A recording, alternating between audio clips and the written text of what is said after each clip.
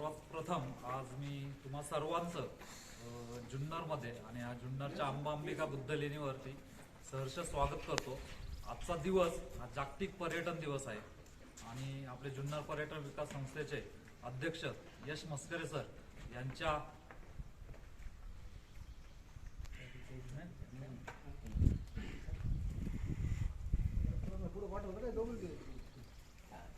जाऊ नका म्हणा डॉक्टर साहेबांना। मस्करे सरांच्या संकल्पनेतून आणि जुन्नर पर्यटन विकास संस्थेच्या संकल्पनेतून आजचा हा सुवर्णयोग आलेला आहे, तो म्हणजे आपला हेरिटेज वॉक। डॉक्टर लहू गायकवाड सरांनी आपला जुन्नरचा पूर्ण इतिहास, अगदी 2000 वर्षांपूर्वीचा जो इतिहास आहे तो खूप सुंदररित्या आपल्या सर्वांना समजून सांगितलेला आहे। आपल्याला तो समजलाच असेल। आता आपण ज्या ठिकाणी उभे आहोत तर ती आहे जुन्नरची अंबांबिका बुद्ध लेणी।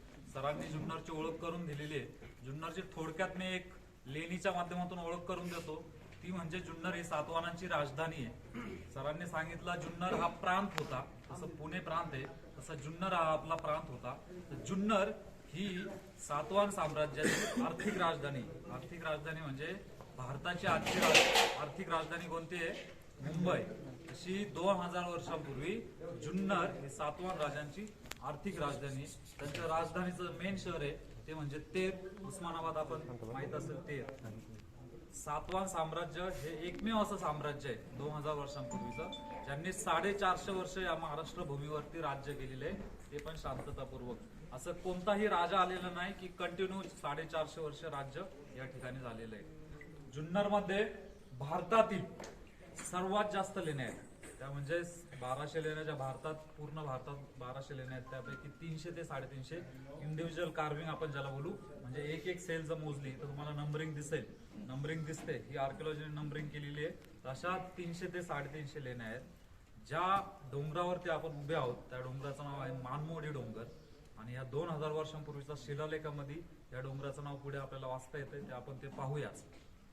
या डोंगरामध्ये अंबांबिका लेणी 10 मिनिटाच्या अंतरावर गेले, भीमाशंकर लेणी त्याच्यानंतर 10 मिनिटाच्या अंतरावर इकडे गेले की भूतलिंग लेणी म्हणून त्या सर्व बुद्ध लेण्या आहेत। परंतु ही जी नावं पडलेली आहे, ज्यावेळेस ब्रिटिश भारतामध्ये आले त्यावेळेस किंवा आज जरी पाहिलं तर आपल्याला लेण्यांबद्दल काहीही माहिती नसतं, अगदी झिरो माहिती असते। जी काय ऐकू माहिती असते एका रात्री यांनी कोरल्या एवढीच माहिती आहे। परंतु ब्रिटिश ज्यावेळेस आले तर त्यावेळेस ह्या लेण्यांबद्दल त्यांनी विचारलं नावं काय, तर स्थानिकांनी जी नावं दिली तर तीच नावं रेकॉर्डला आज आहे। तर अशी ही अंबांबिका लेणी खूप महत्वाची लेणी। ही अंबांबिका लेणीचं मानमोडी डोंगराचं सांगितलं, पुढे आपल्याला लेनेद्री लेणी माहिती आहे, त्याचप्रमाणे सुलेमान लेणी आहे लेनेद्रीच्या लेणीच्या बाजूलाच, त्यानंतर तुळजा लेणी आहे। आणि जुन्नर मध्ये सगळ्यात जास्त लेण्या जरी असल्या तर छत्रपती शिवाजी महाराजांचं जन्मस्थळ असलेला शिवनेरी किल्ला, सर्वांच्या परिचयाचा शिवनेरी किल्ला, ह्या शिवनेरी किल्ल्यावरती जुन्नर मधील सर्वात जास्त लेणी आहेत आणि त्या आहेत 60 ते 70। आणि त्यामध्ये साखळदंडाच्या बाजूला एक लेणी आहे, तिथे जायला मार्ग नाही कारण की ते आपलं दुर्दैव आहे की आपण त्याकडे लक्ष दिले नाही। त्या स्तूपामध्ये, त्या चैत्यगृहामध्ये, त्या लेणीमध्ये अजिंठ्याला ज्याप्रमाणे चित्रकारी आहे, जे रंग आहेत आज पण आपण ते रंग लेणीच्या सिलिंगला पाहू शकतो। अशी सुंदर लेणं त्या जुन्नरच्या शिवनेरी लेणीवरती आपल्याला पाहायला मिळतं। आता लेणीवर येऊया, आपण चालतच पाहूया लेणी म्हणजे काय असतं। इथं तुम्ही पाहिलं असं हे सगळं अर्धवट लेणं आहे, तुटलेलं आहे। तर याच्यामध्ये बौद्ध भिक्खू राहायचे। बौद्ध भिक्खू सर्वांना माहिती आहेत, तर बुद्धिस्ट मॉन्क ज्यांना आपण इंग्लिश मध्ये बोलू तर ते बौद्ध भिक्खू या ठिकाणी राहायचे। या ज्या खोल्या आहेत, हा जो हॉल आहे, या हॉलला बोलतात शून्यागार, हा मेडिटेशन हॉल आहे। म्हणजे या ठिकाणी बौद्ध भिक्खू लोक या ठिकाणी ध्यान करायचे। तुम्हाला इथे एक लेणी पाहिली असेल, हा डोंगर खराब असल्यामुळे यांनी सोडून दिले, तर 2 लेण्या आहेत। तर हे आहेत शून्यागार, म्हणजे प्रत्येक लेणीमध्ये गेला तर तुम्हाला असा एक हॉल भेटतो आणि त्याच्या तिन्ही बाजूंनी अशा खोल्या दिसतात, त्याला मेडिटेशन सेल बोलायचे। पुढे येऊया।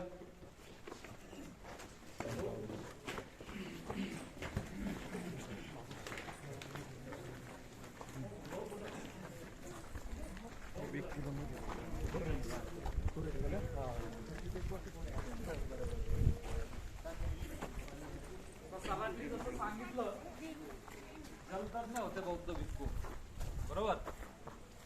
तुम्ही पाण्याची जर रचना पाहिली, आता आपण आज जी पान पोई माहिती आहे, मराठीमध्ये आपण बोलतो पान पोई, तर ह्या पाण्याच्या टाक्यांना त्यावेळेचा शब्द आहे पोढी। आणि पोदी हे दोन शब्द भेटतात. पुढे जर आपण गेलो तर जशी पाण्याची टाकी आहे तर त्याच्यावर एक शिलालेख लिहिलेला आहे आणि त्याच्यामध्ये पोदी दाम लिहिलेलं आहे असा शब्द येतो. आता जर संरचना पाहिली तर अगदी तळात आहे, म्हणजे सरांनी सांगितलं की सूर्यप्रकाश सुद्धा आतमध्ये जाऊ शकत नाही. छोट त्या ठिकाणी आपल्याला ते पाहायला मिळतं, ते तुटलेलं आहे, चौकोन असतं फक्त, त्या चौकोनातून पाणी बाहेर काढू शकतो. त्याचं कारण म्हणजे सूर्यप्रकाश जर जास्त पाण्यामध्ये गेला तर त्याच्यामध्ये शेवाळ सरतं, पाणी खराब होतं. ज्या पाण्यात लेण्यावरती गेल्यावरती ज्या पाण्याच्या टाक्यांना चौकोनी छोटंसं ओपनिंग आहे तर ते जे पाणी आहे तर ते फक्त पिण्यासाठी वापरायचे बहुतेक, आणि जे ओपनिंग पूर्ण ओपन आहे तर ते वापरण्यासाठी ते यूज करायचे. जो जलतज्ञ होते भारतामध्ये जेवढ्या पण लेण्या आहेत तर सगळ्यात जास्त पाण्याच्या टाक्या आपल्याला कान्हेरी लेणी समूह माहिती आहे तुम्हाला, बोरिवली नॅशनल पार्कमध्ये मुंबईला कान्हेरी लेणी समूह आहे तर त्या ठिकाणी सगळ्यात जास्त पाण्याच्या टाक्या आहेत. त्याच्यानंतर 2 नंबरचा जो लेण्यांचा काळ आहे, त्या लेण्यांच्या काळामध्ये ज्या टाक्या पूर्ण झाल्या तर 2 नंबरचा ज्या पाण्याच्या टाक्या आपल्याला पाहायला मिळतात तर त्या शिवनेरी लेणीवरती. तुम्ही जर पाहिल्या तर अगदी जंगलामध्ये म्हणजे शिवनेरीच्या जंगलामध्ये ज्या ठिकाणी लेण्या आहेत जिथपर्यंत आजपासून म्हणजे ब्रिटिश ज्यानंतर गेले असतील त्याच्यानंतर एका सुद्धा माणसाने तिथं पाऊल टाकलेलं नाही. अगदी पाय आपले एवढे जातात पानांमध्ये जर तुम्ही उन्हाळ्यात गेलं तर त्या ठिकाणी सुद्धा खूप मुबलक प्रमाणात पाणी. लेणी कोरताना सर्वात प्रथम ही पहिली पाण्याची टाकी करायची. त्याचं कारण म्हणजे सर्वात जे पुण्य आहे किंवा जे महत्वाचं आहे जीवनासाठी तर ते पाणी. हे पाण्याचं टाकी झालं.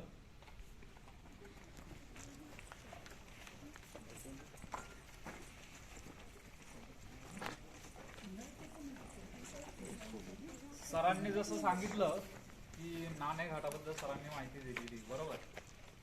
जुन्नर ही सातवाहनांची आर्थिक राजधानी आहे. कल्याण ते पैठण हा व्यापारी मार्ग आहे. पुढे हा सिल्क रूट म्हणून याला ओळखलं जातं. सिल्क रूट अगदी बामियान, जे अफगाणिस्तान आपल्याला सर्वांना माहिती आहे, बामियानमध्ये जगातील सर्वात उंच बुद्ध मूर्त्या होत्या ज्या लेण्यांमध्ये कोरलेल्या होत्या. त्या अगदी काय बोलतात त्याला तोफा लावून कोरलेल्या आहेत. तर तो सिल्क रूट हा जुन्नरचा रूट आहे. म्हणजे जो रोम बरोबर व्यापार चालायचा आपला जुन्नरचा तर तो मार्ग म्हणजे हा मार्ग आहे. तर कल्याण नालासोपारा म्हणून एक बंदर आहे, त्यावेळेचं इंटरनॅशनल पोर्ट आहे. आज नालासोपारा नाव आहे 2000 वर्षांपूर्वीचं किंवा अशोकाच्या काळातलं, सम्राट अशोकांच्या काळामध्ये त्या बंदराचं नाव आहे सोपारक बंदर. ते इंटरनॅशनल पोर्ट आहे. त्या ठिकाणी सगळा माल यायचा, पूर्ण युरोप रोम जे काही देश असते ज्यांच्याबरोबर आपला व्यापार चालायचा त्या ठिकाणी तो माल यायचा. त्याच्यानंतर कल्याणच्या बंदरावर यायचा. कल्याणच्या बंदरानंतर पुढे येऊन नाणेघाटाची चढाई करून आपल्याला टोल पॉट सरांनी सांगितलेला त्या ठिकाणी एक टोल पॉट आहे. आतमध्ये शिलालेख आहे जो भारतातील बनला मोठा सर्वात शिलालेख असेल तर वावगं ठरणार नाही, एवढा मोठा शिलालेख आहे. नारायणगावच्या दिशेने कोणी आलं, पिंपवणी नारायणगावचा जो हायवे आहे आत्ताच माझ्या मते नवीन एक तिथं खवा केंद्र चालू झालेलं आहे, गिरीवर खवा. वाचलं असेल ना. आज 21वे शतक चालू आहे. कधी ज्यावेळेस नेक्स्ट टाइम सर आपण नाणेघाटामध्ये पण हेरिटेज वॉक आयोजित करूया तर त्या ठिकाणी सुद्धा 2000 वर्षांपूर्वीचा तो शब्द गिरीवर हा आपल्याला वाचायला मिळतो. आणि ते जे गिरीवर आहे किंवा सगर म्हणजे सागर गिरीवर म्हणजे हे सातवाहन साम्राज्य कसं होतं तर समुद्राप्रमाणे होतं, त्या पर्वतांप्रमाणे होतं. तर गिरीवर किंवा मराठी भाषेचा उगम आहे, त्या मराठी भाषेला अभिजात भाषेचा दर्जा दिला पाहिजे तर ते नाणेघाटाचा शिलालेख खूप महत्वाचा शिलालेख. तर ती माहिती घेऊयाच. तो जो माल यायचा तर तो पुढे यायचा, जुन्नरमध्ये यायचा. जुन्नरमध्ये आज पण कल्याणपेठ, दिल्लीपेठ वेगवेगळ्या पेठा आहेत, त्या पेठामध्ये ते माल ठेवायचे. तर ह्या लेण्या या ठिकाणीच का कोरण्यात आल्या इतक्या मोठ्या प्रमाणात? 2000 वर्षांपूर्वी सातवाहन साम्राज्याच्या काळामध्ये या लेण्या कोरण्यात आलेल्या आहेत. त्याचं कारण म्हणजे ही आर्थिक राजधानी होती. ज्यावेळेस आपण कोणत्याही ठिकाणी जातो तर आपल्याला एक लॉजिंग असते आपण किंवा सरकारी राहण्याची व्यवस्था प्रत्येक ठिकाणी असते. लेण्या या बौद्ध भिक्खूंसोबतच त्यांच्यासोबत जे व्यापारी यायचे तर त्यांची सुद्धा राहण्याची ठिकाणं आहेत. लेणं म्हणजे काय? आता लेणं हा शब्द तुम्हाला आजचा मराठी शब्द वाटतोय बरोबर, लेणी आपण मराठीच बोलतो ना. तर 2000 वर्षांपूर्वी समोरची जी लेण्याद्री लेणी आहे तर त्या लेण्याद्री लेणीमध्ये भिक्खू संघासाठी कपिचित भिक्खू संघ आहे. भिक्खू संघ म्हणजे भिक्खूंचा जो संघ आहे त्यांना भिक्खू संघ होता. तर त्या कपिचित भिक्खू संघासाठी हे लेणं दान दिलेलं आहे.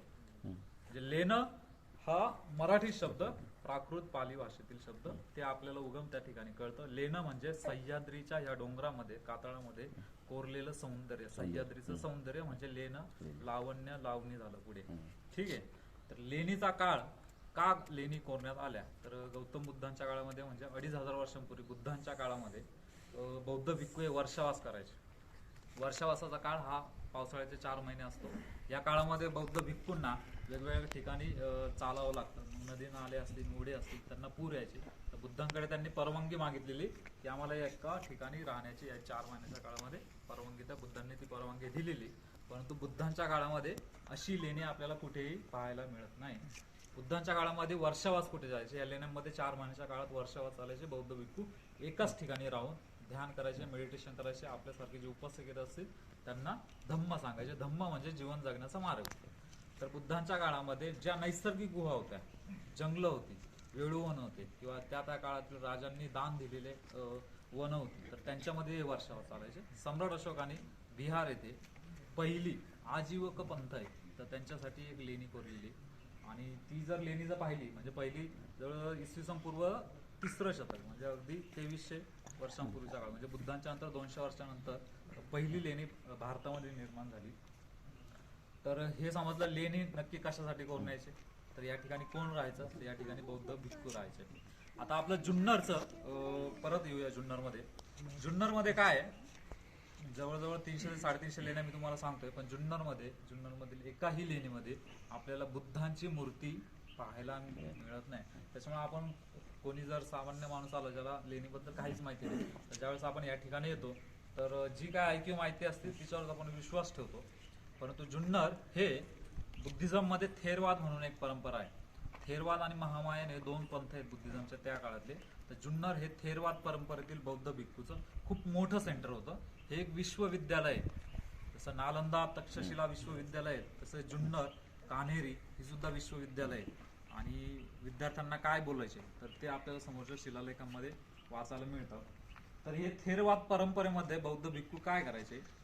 बुद्धांचा काळ 2500 वर्षांपूर्वीचा आहे. ह्या लेणी कोरण्याचा काळ आहे इसवी सन पूर्व 1-2 शतक ते इसवी सन 3रं शतक, म्हणजे जवळजवळ 450 ते 500 वर्ष जुन्नरच्या सगळ्या लेण्या कोरण्यात आलेल्या आहेत. एकमेव साल म्हणजे लेणी कोरताना, जसे शिलालेख आपल्याला पुढे दिसतात, तर लेणी कोरताना या ठिकाणी साल सुद्धा केलेले आहे. सरांनी सांगितलं की नहपानाचा अमात्य आहे. तर पुढे 10 मिनिटाच्या अंतरावर भीमाशंकर नावाची बुद्ध लेणी, त्याच्यामध्ये आपल्याला एक शिलालेख दिसतो, शके 46. 46 हा अंक आपल्याला त्या ठिकाणी वाचायला मिळतो. आता शके 46 म्हणजे इसवी सन किती होतं? जसं शालिवान शक आपण बोलतो, सुरुवात केली तर त्या शकामध्ये +78 केलं, 46 + 78 म्हणजे इसवी सन 124. इसवी सन 124 मध्ये जुन्नरची ती एक लेणी कोरलेली आहे. म्हणजे ह्या लेणीचा काळ सुद्धा तोच 100 ते 200 अलीकडे पलीकडे असेल. तर किती महत्वाचं आहे समजून घ्या. इसवी सन आपल्याला कळतं, आज इसवी सन किती 2021, तर ती 124 मध्ये ती लेणी कोरलेली आहे. थेरवाद परंपरेतील बौद्ध भिक्खू या स्तूपाची पूजा करायची. स्तूप म्हणजे काय? तर बुद्ध काळामध्ये बुद्धांची मूर्ती नव्हती, किंवा भारतामध्ये कोणत्याही देवतेची मूर्ती निर्माण झालेली नव्हती. भारतातील लोक अगदी आपली जी हडप्पन संस्कृती आहे, तर त्या संस्कृतीतील लोक सुद्धा निसर्गपूजक होते. वैदिक सुद्धा निसर्गपूजकच आपण त्यांना बोलू, किंवा अग्निपूजक आहेत. पण बुद्धांच्या काळामध्ये सुद्धा बुद्ध मूर्ती नव्हती. बुद्धांच्या 500 वर्षानंतर सम्राट कनिष्क नावाचा एक राजा आहे, तर त्यांनी पहिली भारतात बुद्धांची मूर्ती निर्माण केली. पण आपला जो जुन्नरचा जो लेणी कोरण्याचा काळ आहे, तर इसवी सन 1-2 शतकाचे. तर हे स्तूप म्हणजे हे बुद्ध आहे. ठीक आहे, याला बोलतात बुद्ध. म्हणजे तुम्ही कोणत्याही लेणीमध्ये जा, म्हणजे भारतात जेवढ्या पण बुद्धिस्ट केव्ज आहेत, जसं सरांनी सांगितलं की 1000 बुद्धिस्ट केव्ज आहेत, तर त्या 1000 बुद्धिस्ट केव्ज मध्ये तुम्हाला एक तरी स्तूप प्रत्येक लेणीमध्ये पाहायला मिळतो. तर स्तूप म्हणजेच बुद्ध आहे. आता स्तूपच का, ते स्वतः बुद्धांनी सांगितलेलं आहे. पहिले म्हणजे स्तूप म्हणजे काय आपण ते समजून घ्या. खाली मेधी असतं, हे अंड आहे, ती हर्मिका तुटलेली आहे, आणि वरती जी आहे ती छत्री आहे. कार्ला लेणी जर गेलात तर तुम्हाला वरती लाकडाची छत्री दिसते.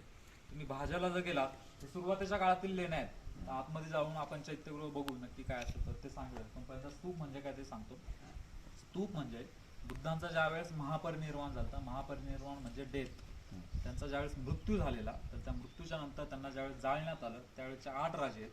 तर त्या 8 राजांनी बुद्धांचे जे अस्थिधातू होते, अस्थिधातू म्हणजे शरीरात जे जाळल्यानंतर जे उरतं, तर त्यांच्यावरती विटांचे स्तूप बांधले होते, गोल गोल याच प्रकारे, फक्त विटांचे. विटांचे स्तूप कसे बांधलेले, तर मध्यभागी एक पेटी ठेवून त्या पेटीमध्ये एक छोटीशी पेटी ठेवून एक कलश ठेवून त्या कलश भोवती हिरे माणिक मोती जे काय असेल ते ठेवून त्याच्यात ते अस्थी ठेवून ते त्याच्यामध्ये ठेवायचे आणि त्याच्यावर स्तूप उभारायचे.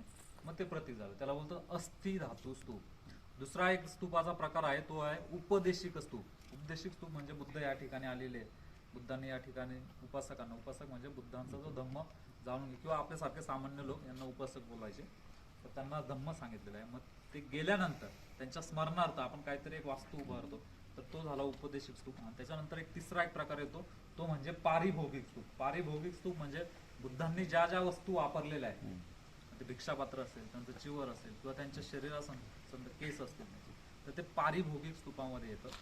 तर नालासोपारा मी तुम्हाला मगाशी पोटचा उल्लेख सांगितला, तर त्या नालासोपाराच्या स्तूपामध्ये बुद्धांच्या भिक्षापात्रावर जे मातीचं खापराचं बनलेलं भिक्षापात्र आहे, तर खूप मोठा चैत्य स्तूप त्या ठिकाणी उभारण्यात आला आहे. तर हे स्तूपाचे 3 प्रकार झाले. आता हा परिपूर्ण स्तूप आहे, फक्त याची हर्मिका तुटलेली आहे. बरोबर. आता हा इथं कोरण्यात का आला तर ते आपण पुढे पाहूया.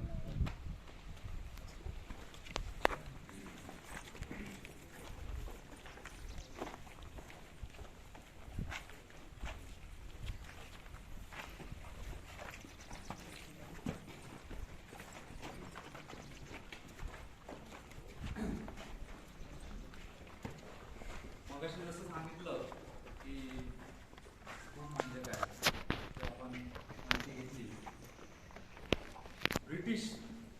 पुन्हा ब्रिटिश काळामध्ये येऊया.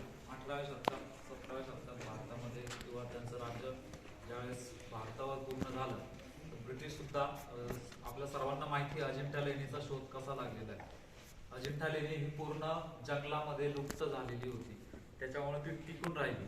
त्याची जी चित्रकारी किंवा त्यातली जी मूर्तिकला आहे तर ती आपण पाहू शकतो. या ठिकाणी जे आपण उभे आहोत तर त्याबद्दल थोडक्यात माहिती घेऊ. ब्रिटिशांनी हे सर्व केलेलं आहे. म्हणजे आज जे दिसतंय रूप, तर याची जी आपण काय बोलू त्याला थँकफुल ज्यांना बोलू तर ते ब्रिटिशांना देतो. त्याचं कारण म्हणजे 200 वर्षापूर्वी, जास्त वर्ष जात नाही, लेण्या पूर्णचा काळ आहे 2000 वर्षांपूर्वीचा. फक्त 200 वर्षांपूर्वी ह्या लेण्यांची अवस्था अशी होती, किंवा आज पण भरपूर अशा लेण्या आहेत. अगदी सुलेमान लेणीकडे जरी गेला तर शिवनेरीच्या काही लेण्या, तर सगळी जंगलाने हे वेढलेली लेणी होती. या अर्धवळ इथपर्यंत माती या ठिकाणी होती. त्यांनी सर्व उत्खनन करून अभ्यास करून डिटेल अभ्यास करून या लेण्यांचं परत भारताला आणि भारतासोबतच जगाला बुद्धांची ओळख या लेण्यांच्या माध्यमातून करून दिली. आपण ज्या ठिकाणी उभे आहोत आता सध्या, तर या खोलीला बोलतात चैत्यग्रह. ठीक आहे. शिवनेरी लेण्यामध्ये जसं मगाशी मी तुम्हाला सांगितलं की सिलिंगला पेंटिंग आहे, चैत्य स्तूप आहे, मोठा चैत्यग्रह आहे, तर त्याच्यामध्ये शिलालेख आहे बाजूला. त्या शिलालेखामध्ये एक शब्द आपल्याला दिसतो. हे नक्की काय, या खोलीचं नाव काय, तर 2000 वर्षांपूर्वी या खोलीला बोलायचे चैतीय घरो. म्हणजे जसं आज चैत्यग्रह आपण मराठीमध्ये बोलू, तर पाली प्राकृत मध्ये चैतीय घरो म्हणजे चैत्यग्रह. आता चैत्यगृह म्हणजे काय असतं, प्रत्येक लेणीमध्ये तुम्ही हे समजून घ्या. नेक्स्ट टाइम ज्या ज्या लेण्यांमध्ये जाल तर तुम्हाला असा चैत्यगृह तुम्हाला दिसतं, ज्या ठिकाणी स्तूप असतो तर चैत्यगृह, बाजूला काही खोल्या असतात तर ते मेडिटेशनची, त्यांची भिक्खूंची राहण्याची ठिकाणं. जर वरती जर पाहिलं तर पिंपळाचा आकार दिसतोय, त्याला चैत्य गवाक्ष बोलतात. हा जो आकार आहे तर हा पिंपळाच्या पानाचा आकार आहे. म्हणजे प्रत्येक लेणीमध्ये तुम्हाला हाच आकार आहे. डिझाईन म्हणजे अगदी या भिंतीवरती सुद्धा डिझाईन आहे, खांबावरती डिझाईन आहे, स्तूपावरती डिझाईन आहे. तर हे पिंपळाच्या पानाचाच आकार का त्यांनी कोरला, तर त्याचं कारण म्हणजे बुद्धांना ज्या झाडाखाली ज्ञान प्राप्ती झालेली, तर ते झाड म्हणजे पिंपळाचं झाड, त्याला बोधिवृक्ष बोलतात. पुढच्या लेणीवरती ते बोधिवृक्ष सुद्धा दगडामध्ये कोरलेले. बोधिवृक्ष म्हणजे पिंपळाच्या झाडाखाली बुद्धांना ज्ञान प्राप्ती झाली म्हणून हे प्रतीक या ठिकाणी कोरलेले. बुद्ध मूर्ती नव्हतीच, मग पूजा कशाची करायची, तर ह्या प्रतीकांची पूजा करायची. तर हे झालं चैत्य गवाक्ष. त्याच्या बाजूला काहीतरी लिहिलेलं दिसतंय तुम्हाला, तर ही लिपी आहे धम्मलिपी, जिला आज ब्राह्मी लिपी म्हणून ओळखलं जातं. या लिपीचा इतिहास थोडक्यात सांगतो. 2000 वर्षांपूर्वी ही लिपी, ही भाषा, पाली प्राकृत भाषा, आपले जे पूर्वज असते 2000 वर्षांपूर्वी त्या प्रत्येकाला येत होती. एकूण एक माणसाला ही भाषा बोलता येत होती, लिपी लिहिता येत होती. त्याचं कारण म्हणजे बुद्धांनी त्यांचा जो धम्म सांगितला, ती पाली भाषा ही भारताची राष्ट्रीय भाषा होती, जशी आपली आज हिंदी भाषा आपण बोलू. त्याच्यामुळे हे सर्वांना समजेल अशाच प्रकारचं होतं. पण आपल्या भारतीयांचं दुर्दैव, हे भारतीयांचा इतिहास आहे, याला धर्माच्या दृष्टीने आपण बघितलं आणि आज ही स्थिती निर्माण झाली जी आतमध्ये आज बघतोय आपण. तर ह्या भारतीयाच्या इतिहासामध्ये फक्त 200 वर्षांपूर्वी ह्या लिपीचा शोध पुन्हा ब्रिटिशांनी लावलेला आहे. त्याचं कारण म्हणजे ज्यावेळेस इथून बुद्धिझम व्हॅनिश झाला, नाहीसा झाला, त्यानंतर ही लिपी वाचणारे किंवा बुद्धांचे जे काय ग्रंथ होते, एक सुद्धा ग्रंथ भारतामध्ये शिल्लक नव्हता. तर ह्या लिपीचा शोध जेम्स प्रिन्सेप नावाचे एक ब्रिटिश आहेत. तर त्या ब्रिटिश अधिकाऱ्याने, त्याला आवड होती लिपींची, भाषाची. तर आपली एस आहे किंवा पुरातत्व खातं ज्यांना बोलतो, तर त्यांचे जे मेन आहेत किंवा आपली भारतीय पुरातत्व खात्याची जी सुरुवात झाली, तर लॉर्ड कनिंगहॅम म्हणून एक ब्रिटिश आहेत. तर त्या ब्रिटिशांना स्तूप भेटलेला, विटांचा स्तूप भेटलेला UP बिहारमध्ये, आणि एक कलश भेटलेला स्तूपाच्या आतमध्ये पेटीमध्ये, हिरे माणिक मोती भेटलेले. त्या कलशाभोवती लिहिलेले होते ह्या लिपीमध्ये. तर काय लिहिलेलं होतं तर ते शोधण्यासाठी भारतात जेवढे पण त्यावेळेस लिपी तज्ञ होते तर प्रत्येकाकडे ते गेले. पण भारतातील एकाही व्यक्तीला ते वाचता आलं नाही, कारण की हे सर्व नाहीसच झालं होतं, बुद्धच नाहीसं झालं होतं या ठिकाणी. ते वाचता आलं नाही. पण तो जेम्स प्रिन्सेप नावाचा तो ब्रिटिश होता, त्या ब्रिटिशांनी जवळजवळ 6 वर्ष खडतर अभ्यास केला. श्रीलंकेमध्ये एक मिळता जुळता शब्द दिसला या लिपीसारखाच, आणि मग ते अभ्यास करून त्यांनी हे शोधून काढलं. आणि त्यांनी स्वतः, म्हणजे ब्रिटिशांनी ही लिपी शोधून काढलं, तर त्यांनी अशोकन स्क्रिप्ट या लिपीला नाव दिलेलं आहे. आणि स्वतः अशोकांनी त्यांचे जे राजआज्ञा होत्या, तर पूर्ण भारतभर, पूर्ण जम्बूद्वीपामध्ये या लिपीमध्ये त्या राजआज्ञा, जे प्राणी मात्रांबरोबर माणसांनी कसं वागितलं पाहिजे, सर्व, म्हणजे अगदी सम्राट अशोकांबद्दल सांगायचं झालं तर खूप वेळ जाईल. परंतु सम्राट अशोक एकमेव राजे होते की ज्यांनी रस्त्यावरती धर्मशाळा उभारल्या, प्राण्यांची दवाखाने उभारले, पानपोया उभारल्या. तर त्या लिपीचा शोध लावला जेम्स प्रिन्सेपने. ही धम्मलिपी, इयन धम्मलिपी असं सम्राट अशोक या शिलालेखांच्या त्यांच्या सुरुवातीला बोलतो. तर ही धम्मलिपी, आता याच्यामध्ये लिहिलेलं काय, खूप मोठा शिलालेख आहे, म्हणजे अगदी त्याची स्टार्टिंग तिथनं आहे, त्या पिंपळाच्या थोड्या याच्यावरती इकडे पण आहे, आणि हे पूर्ण जे लिहिलेलं आहे ते या पूर्ण याच्यावरती. तर मगाशी जसं सांगितलं, तर या ठिकाणी कोणता भिक्खू संघ राहायचा, तर या ठिकाणी सिंधगण नावाचा भिक्खू संघ राहायचा. सिंधगणांच्या भिक्खू संघासाठी काय दिलेलं आहे तर महावेजे गामे. गामे म्हणजे काय तर गाव, आज ग्राम म्हणतो आपण, ग्रामपंचायत. तर 2000 वर्षांपूर्वी गावांना गामे, गाम हा शब्द आहे. ग आणि ग्र नंतर तुम्हाला समजेल. जर संस्कृत जे आहे, तर आपण जे बोलतो की सर्व भाषांचे जननी, पण आपल्याला किंवा यज्ञ केले, नाणेघाट्यामध्ये यज्ञ केले, संस्कृतमध्ये सर न्य येतो ना, यज्ञ तिथे शब्द लिहिला पाहिजे नव्हता, पण तुम्हाला यज्ञ शब्द वापरतो, यज्ञ असा शब्द त्या ठिकाणी वाचायला मिळतो. तर याच्यामध्ये महावेजे गाव आहे, पारुंडे गाव माहिती आहे आज, तर ह्या पारुंडे गावाचा सुद्धा उल्लेख या शिलालेखामध्ये केलेला आहे. त्याचप्रमाणे गावामध्ये खाली, त्या गावामध्ये इतकी जमीन दान दिलेली.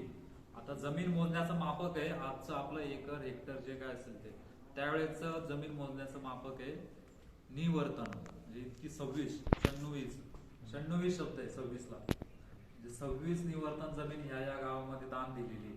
कशासाठी दान दिलेली आहे तर त्यामध्ये काय करायचे, आंबा याचा शब्द आहे, आंबा, जांभळ, करंज, वेगवेगळ्या झाडांची, वनस्पतींची नावं, ही सर्व ती झाडं त्या जमिनीमध्ये लावायची.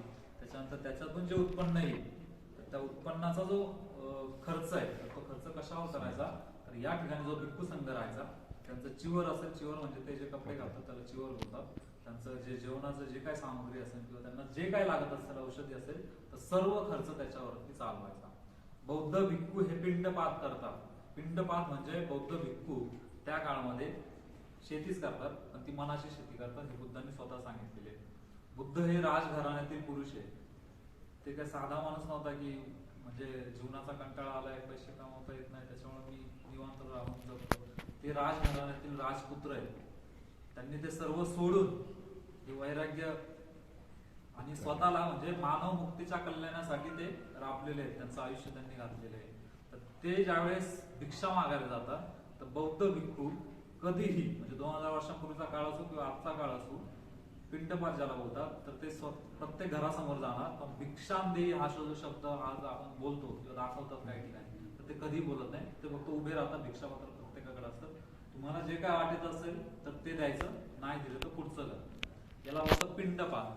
पिंडपाताचे नियम असतात, 12च्या आतमध्ये जेवण करणं. म्हणजे बुद्धांनी सांगितलेलं आहे, जे भिक्खू असतात त्यांना 227 नियम सांगितले विनय पिटकामध्ये, आणि आपल्यासारखे जे उपासक आहेत किंवा आपल्यासारखे सामान्य माणूस आहेत तर यांना फक्त 5 शीलं सांगितलेली आहेत, आणि भिक्खूंना 227 नियमांचं पालन करायचं सांगितलं. 5 शिलं म्हणजे काय, मी चोरी करणार नाही, मी व्यभिचार करणार नाही, मी दारू पिणार नाही, मी खोटं बोलणार नाही, मी हत्या करणार नाही.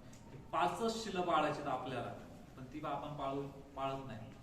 आणि भिक्खूंना 227 नियम सांगितलेले. तर पिंटपात खाली गावामध्ये करायचं. आता या साधं उदाहरण घेतलं तर या पूर्ण लेण्यांमध्ये म्हणजे जुन्नरच्या फक्त साधं उदाहरण म्हणजे जुन्नरचं उदाहरण घेऊ. जुन्नरच्या लेण्यांमध्ये 1000 ते 1500 भिक्खू राहत असतील. त्या 1000 ते 1500 भिक्खूंना जेवण देण्यासाठी सगळं काय त्यांचा जो खर्च करायचा तर ते कोण करायचे, तर इथलेच लोक करायचे, इथलेच उपासक करायचे. आणि ते सर्व कोण होते, तर ते सर्व आपले पूर्वजच होते. फक्त आपण आपला इतिहास विसरलेला आहे. तर हे सर्व ते जमीन वगैरे दान दिलेले सगळे याच्यामध्ये उल्लेख येतो. याचं रीडिंग केलेलं आहे जेम्स प्रिन्सेपने.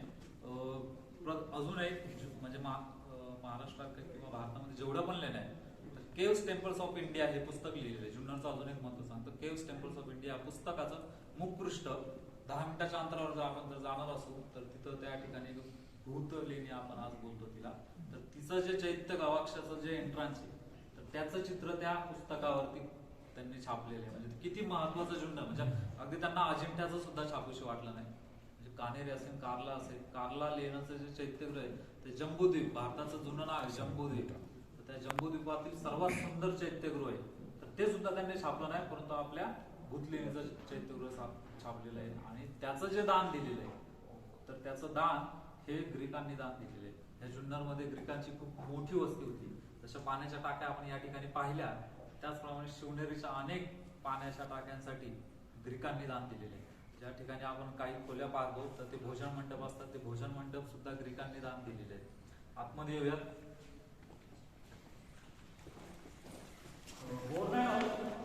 नाही बोर कसलं पोटात भर पडली आता बोर काय होणार. शूज बाहेर काढा ना. चैत्यगृहामध्ये जाताना हा आपले चप्पल बाहेर काढतात. सगळे गेले. चैत्यगृहामध्ये मेन काय असतं, अशीच खोली असते. हा एक आकार आहे, चतुष्टाकार एक आकार असतो, चौकोनी असतो, आयताकृती असतो. याच्यामध्ये स्तूप असतो. लेणी कशी कोरायची तर ते आपल्याला या ठिकाणी समजून येतं. पहिल्यांदा त्यांनी पूर्ण कोरून घेतलेले, वरतून खाली कोरलेले. तिथं जर पाहिलं स्तूप सुद्धा वरतून कोरलेला आहे. खालून परत असतं पहिल्यांदा हे पूर्ण गोल करून घेतलं असतं. तर ते न करता पहिली हर्मिका कोरलेली, त्या हर्मिकावर एक छत्री असते, जशी ती दगडाची छत्री आहे का, आणि त्याच्यामध्ये एक असा चौकोनी खड्डा असतो. त्या खड्ड्यामध्ये सांगितलं अस्थि ठेवतात एखाद्या पेटीमध्ये, ते त्या ठिकाणी असतं. आणि ते वरती आकाशाला जोडलेलं असतं. म्हणजे ते निर्माण प्राप्त भिक्खू असतील, बुद्ध असतील, तर त्यांचा हा स्तूप आहे, चैत्य स्तूप. स्तूप म्हणजे बुद्ध प्रतीक, हे सर्वांना माहिती झालेले आहे. आता लेण्यामध्ये काय काय असतं, चैत्यगृहामध्ये काय काय असतं, तर ह्या दोन्ही बाजूंनी खांब असतात. बरोबर, आपण लेण्याद्रीचा चैत्य स्तूप पाहिलेला आहे. त्या दोन्ही बाजूने आपल्याला खांब दिसतात. त्याच्यावरती जसं सरांनी मागे सांगितलं, भाजी लेणीला लाकडाची कमाने आहेत ना अशा, तर तुळया. लेण्याद्री लेणीमध्ये दगडाच्या तुळया आहेत. बरोबर, म्हणजे तुम्ही समजून घ्या, लेण्याद्री कुठे, कारला कुठे आणि आपली कुठे, हे सगळं कनेक्शन आहे. तर हे सगळे खांब वगैरे कोरला, कारण की अर्धवट लेणी कोरली, त्याच्यामुळे आपल्याला समजतं चैत्य गावाक्षा त्यांनी कोरून झालेले आहे. त्या ठिकाणी काही त्यांना नक्षी पण कोरायचे असतात, परंतु हा दगड खराब निघाल्यामुळे त्यांनी अर्धवट काम सोडलेलं आहे आणि बाजूला स्तूप उभारलेला आहे. ठीक आहे, चैत्यगृह पाहिला आपण, स्तूप पाहिला, तिकडला शून्यागार सुद्धा पाहिला. आता ह्या दोन खोल्या काय आहेत नक्की, तर ते पाहूया. पहिली गोष्ट म्हणजे आपण हे का करतोय, किंवा जुन्नर पर्यटन विकास संस्था हे याचं का करतोय, त्याचं कारण म्हणजे आपण प्रत्येक आपल्या ऐतिहासिक वारसा स्थळांवर जात असतो. भारतीय म्हणून आपल्याला त्याची आत्मीयता असते, थोडीफार माहिती असते, कोणी बांधलंय तेवढं माहित असतं. आपण आपला मेन उद्देश या अशा स्थळांवरती जाण्याचा एकच उद्देश असतो, तो म्हणजे फोटो काढणं आणि सोशल मीडियावर टाकणं. हा एकमेव उद्देश घेऊन आपण कुठेही फिरायला गेलो तर जात असतो. परंतु जर तुम्ही फॉरेनर्स पाहिले तर ते ज्यावेळेस येतात तर ते अभ्यासाच्या दृष्टीने येतात. तुम्हाला जर कळलं हे नक्की काय, तर त्याची आत्मीयता कळते की आपला इतिहास किती उज्ज्वल इतिहास होता आणि आज आपण काय करतोय, किंवा आपण साधं एक खोली सुद्धा आता आज निर्माण करू शकत नाही. एवढी भारतीयांची कला, मोठी कला होती.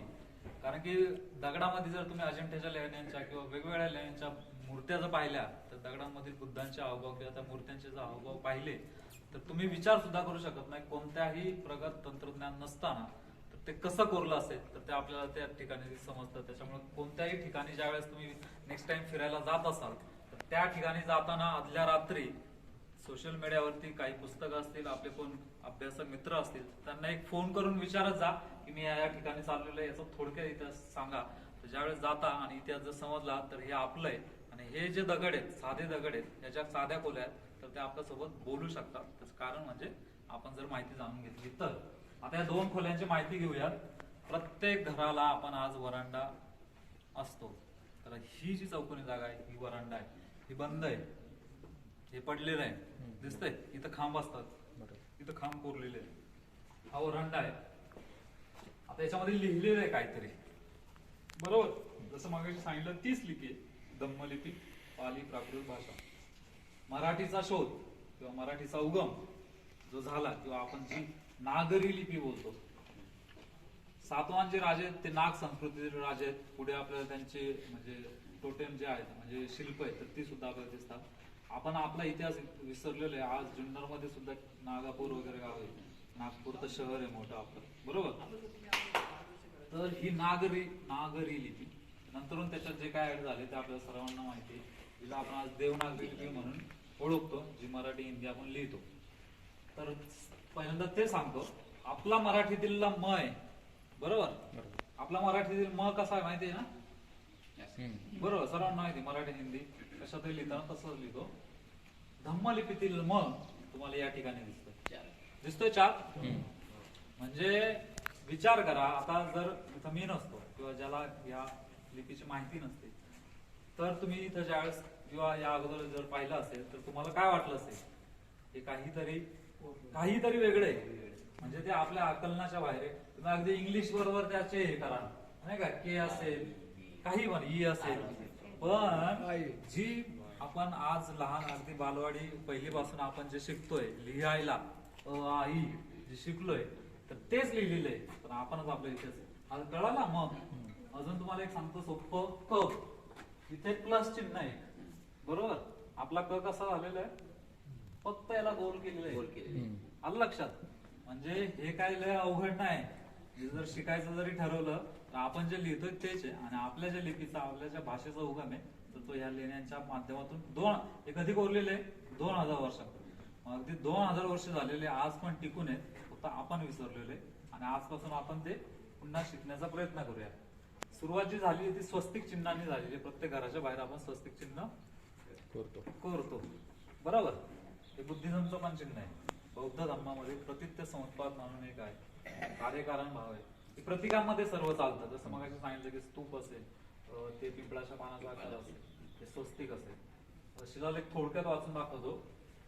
भारू कच्छ कान लंकुडियान भातून बुध मितस बुध रखितस च बी गभ देय धम्म. याचा अर्थ काय आहे? भारू कच्छ कान म्हणजे काय माहितीये का? भरूच हे गुजरात येथील व्यापारी बंदर आहे. जसं मगाशी मी तुम्हाला 2 बंदरांची नावं सांगितली, ते म्हणजे नालासोपारा, पूर्वीचं सोपारा बंदर, कल्याण एक पोर्ट आहे, चौल एक बंदर आहे. त्याचप्रमाणे गुजरात मधील भरूच हे बंदर आहे. आता जुन्नर कुठे आणि गुजरात कुठे? तर बौद्ध भिक्खू सोबत व्यापारी सुद्धा यायचे. तर त्या भरूच बंदरावरतील व्यापारी लंकुडियानं म्हणजे जुळे बंधू आहेत. आता बंधू म्हणजे काय? भातून, बरोबर. आपण संस्कृत किंवा मराठी जरी बोलतो भातृ बोलतो, तर त्या पालीमध्ये भातून शब्द आपल्याला या ठिकाणी वाचायला आलेला आहे. तर दोघांची नावं काय आहेत बघा. बुद्ध मी तस त्र नाही, मग जसं सांगितलं त ना, तला एक हे केलं त्र होतं मित्र.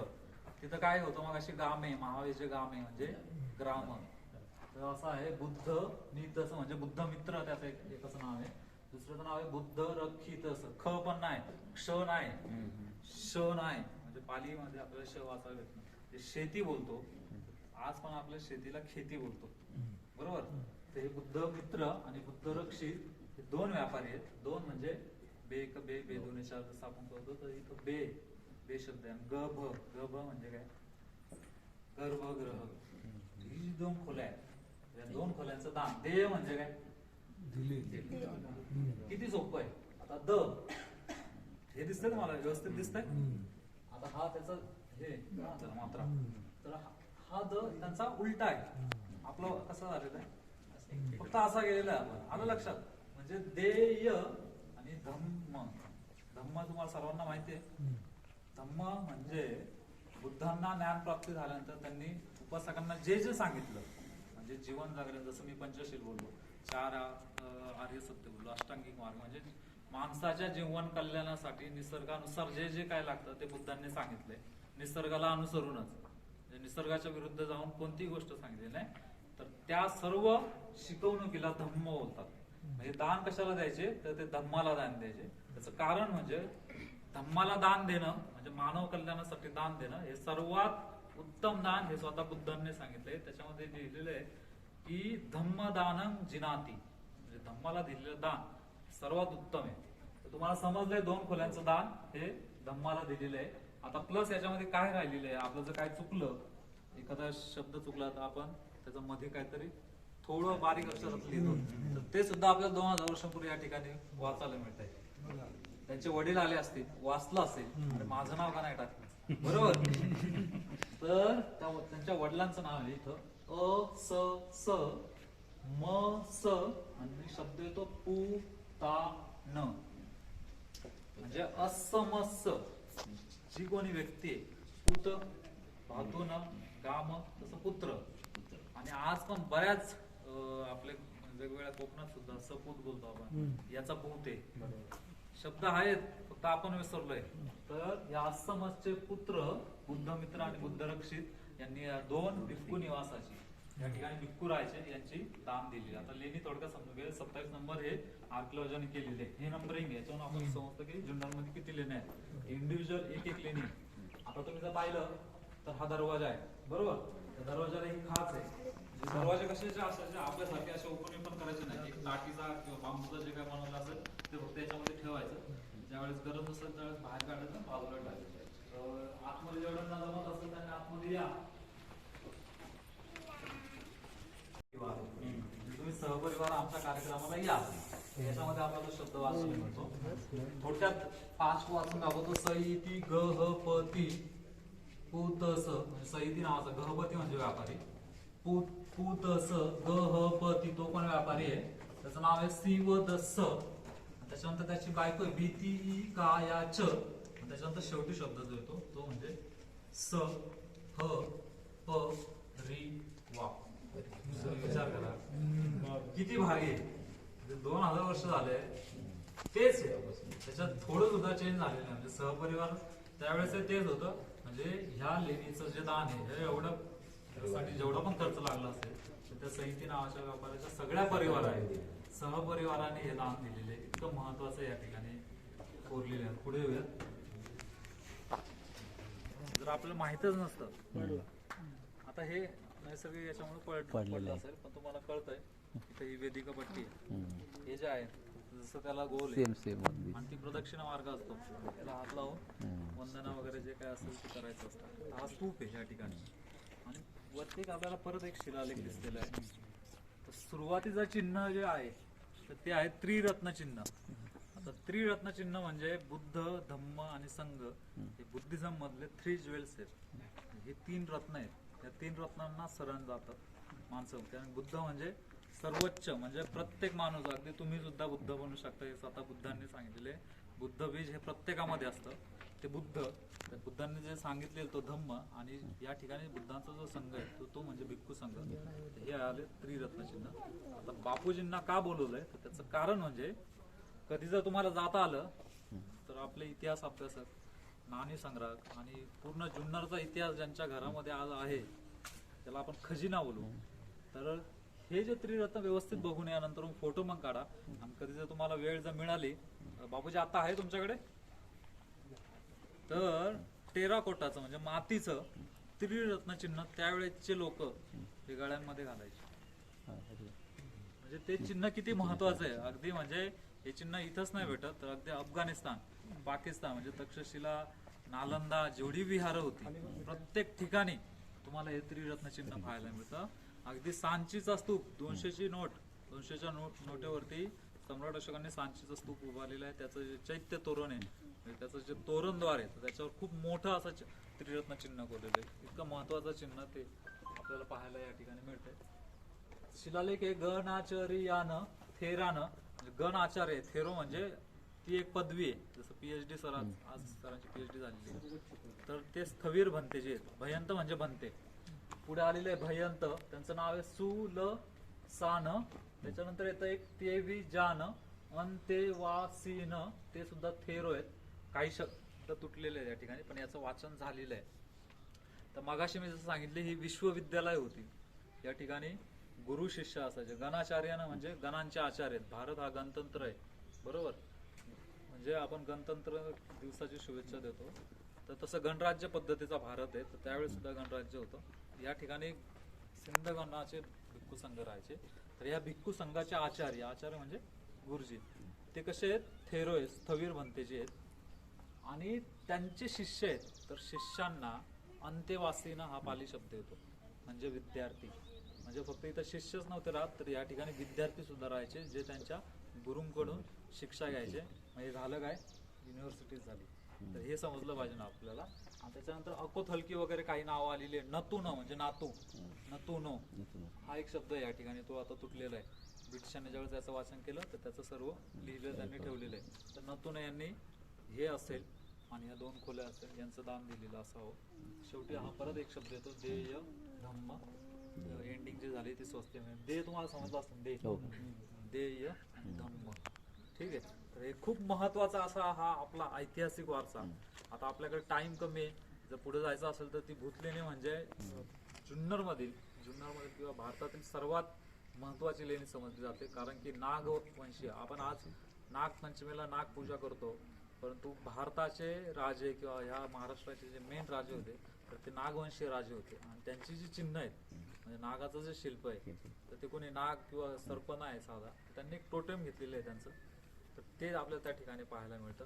राणी नागनिका कशी होती तर ते नाणेघाटामध्ये आपल्याला पाहायला मिळतं. स्त्रीला आपण खूप गुलाम म्हणून वागवलेलं आहे गेल्या 1000 वर्षांपूर्वी. परंतु 2000 वर्षांपूर्वीच्या भारतामध्ये सरांनी जसं सांगितलं तर स्त्री ही म्हणजे स्वतःचं नाव लावण्यापूर्वी पूर्वी त्यांच्या आईचं नाव लावायचं. म्हणजे गौतमीपुत्र सातकर्णी असेल तर बलाढ्य राजा होता. अगदी वशिष्ठ पुत्र पुळवामे असेल, हे राजे त्यांच्या स्वतःच्या आईचं नाव लावायचे. ती नागनिका राणी कशी होती तर ते आपल्या नाणेघाटामध्ये लिहितं, वाचायला मिळतं. ते नागवरदनीय होती. तिचं नागांचं तिच्यावर वरदान आहे अशी ती राणी होती. मासोपवासिनी होती, म्हणजे महिन्याला ती व्रत वैकल्य करायची. आणि तिने सर्व साम्राज्य, सातवाहनांचं साम्राज्य त्या काळामध्ये नवरा वारल्यानंतर ते उभारलेलं. आणि तो एवढा मोठा शिलालेख उभारलाय आणि त्यांच्या राजघराण्यातील सर्व पुतळे आपण त्या ठिकाणी उभारलेले आहेत. तर आपण आपला इतिहास विसरल्यामुळं आपल्याला नागनिका ही राणीच माहिती नाही. मेन म्हणजे तिचं नावच स्वतःचं नागनिका आहे. जी पहिली राणी आहे की जिने स्वतःचं कॉईन तयार केलंय, अगदी म्हणजे स्वतःचं कॉईनवर तिचं नाव टाकलेलं आहे नागनिका, पण ते आपल्याला माहित नाही. जसं मग अशी गिरीवर वगैरे सांगितलं, असे इतके शब्द आहेत.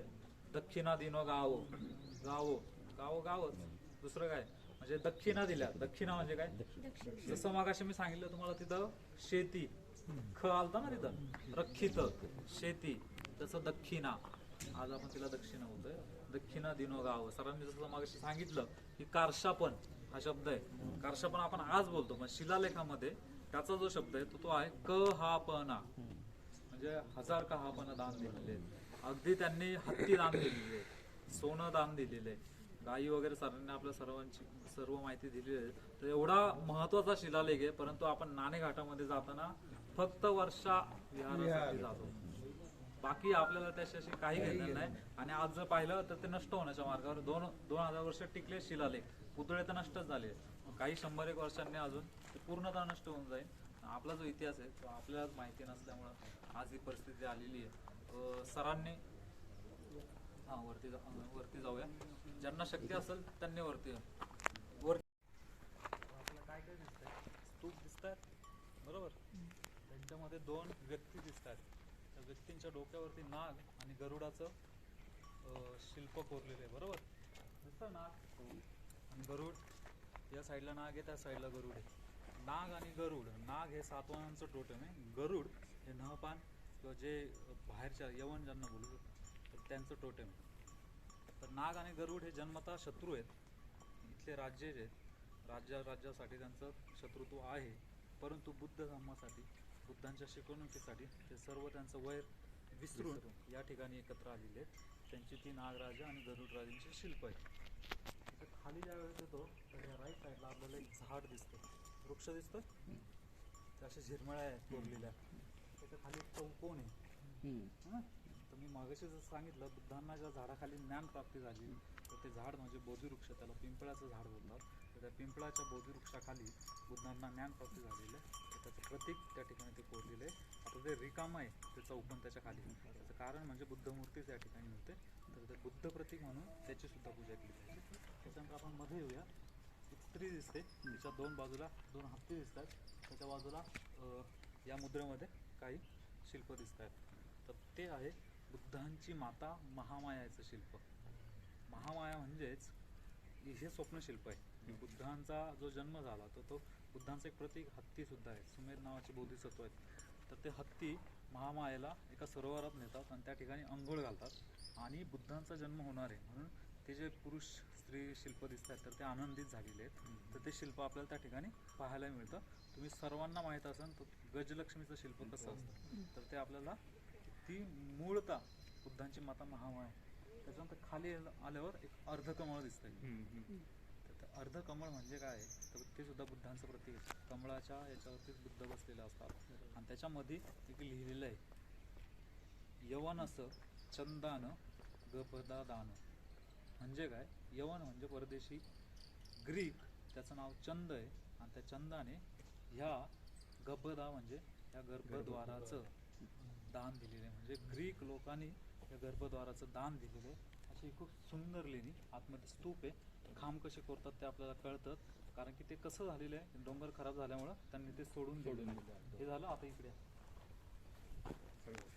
पिंपळाचं पान दिसतंय, डिझाईन वगैरे सगळी दिसते, पूर्ण अलंकृत केलेलं आहे, बरोबर. आणि त्याच्यामध्ये तुम्हाला एक चिन्ह दिसतंय. काय म्हणजे आजचा आपला जो राष्ट्रध्वज आहे त्याच्यावर ते अशोक चिन्ह आहे. तर ते अशोक चिन्ह आपल्या 2000 वर्षांपूर्वी या लेण्यांमध्ये पाहायला मिळतंय. म्हणजे किती महत्त्वाचं लेणं आहे आपल्याला या ठिकाणून समजतं. त्याच्यानंतर 2 नंबरच्या याच्यामध्ये गेलं तर तुम्हाला एक चिन्ह दिसतंय, ते आहे त्रिरत्न चिन्ह. ते शिलालेखाची सुरुवात केली, बुद्ध धम्म संघ. आणि सगळी डिझाईन आहे, म्हणजे आपण जशी रांगोळी काढतो तशी यांनी दगडामध्ये रांगोळी कोरलेली आहे ती, बरोबर. आणि सर्व जे आहेत तर हे आहेत भिक्खू निवास, म्हणजे या ठिकाणी भिक्खू राहायचे, ध्यान करायचे. या ठिकाणी की भिक्खू निवास आहे, शैलगुरू आहे, बरोबर. खूप मोठं शैलगुरू आहे. आणि हे दिसतंय तुम्हाला असे बाग कोरलेले आहेत. प्रत्येक लेणीमध्ये भिक्खूंना झोपण्यासाठी, बसण्यासाठी, ध्यान करण्यासाठी असे बाग कोरलेले आहेत. आणि हे सुद्धा मेडिटेशन स्टाईल असे शून्यागार आहे. भोजन मंडप सुद्धा असतो. शिवनेरी लेणीवर जर आपण कधी घेतलं हेरिटेज वॉक, तर शिवाई देवी टेम्पलच्या बाजूचा जो स्तूप आहे त्या स्तूपाच्या बाजूला एक असा एक हॉल आहे. त्याच्यामध्ये एक शिलालेख येतो, दिसतो आपल्याला. त्या शिलालेखामध्ये ग्रीकांनी, त्याचं नाव यवनस चिटस गतान, गतान म्हणजे ग्रीक देश, म्हणजे त्या देशाचा सुद्धा उल्लेख त्या ठिकाणी आलेला आहे. आणि त्यांनी भोजन मंडपाचं दान दिलेलं आहे. किती महत्वाचं आहे बघा. आणि कशासाठी दिले, तर भिक्खू संघासाठी. भोजन मंडप देह धम्म असा शब्द आपल्याला त्या ठिकाणी पाहायला मिळतो. ठीक आहे. पुढे एक पाण्याची टाकी, त्याच्यावर एक शिलालेख आहे. तर आपण जाऊया. पण सर एक विनंती करू तुला, जर आपल्यामध्ये, कारण की आता एक खूप सुंदर